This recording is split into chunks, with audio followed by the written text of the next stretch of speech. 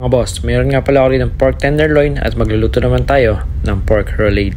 Pinili ko nga lang pala to at tinanggal ko lang yung mga excess fat. Mamit nga rin pala ako dito ng hammer para mas mapanipis ko pa. Then season lang ng salt and pepper. Mustard is topped with bacon, jerkins, and sliced onion. So roll lang natin. Gamit lang tayo dito ng panali para hindi naman matanggal yung pinalaman natin dito. So kapag okay na, gamit lang tayo ng isang pan. Then maglagay lang tayo dito ng oil. Isisir lang natin both side. Makakatulong yan para sa additional na flavor ng ating karne. So nakalimutan ko nga pala maglagay ng butter dito. Kaya inihabol ko na lang. Walang stock or pork stock, kaya gumamit na lang ako dito ng water. Then nag-add din nga pala ako dyan ng beef cubes. Tinransfer ko nga pala sa isang food pan. I-continue lang natin yung pagluto sa oven dahil marami pa tayong gagawin. So lutuin lang natin pa 45 minutes to 1 hour hanggang sa lumambot yung karne. Then kunin natin dito yung stocks para naman sa gravy. Pinalik ko nga pala ulit sa oven for another 10 minutes at ito nga sa paggawa ng gravy. Alam niyo na naman kung paano yan. Hindi ko na yung tinimpla dahil okay na rin naman yung lasa. So after 10 minutes, okay na siya. Then, plating na tayo. Huwag nyo pala kakalimutan yung tali. Slice ko nga lang pala ito ng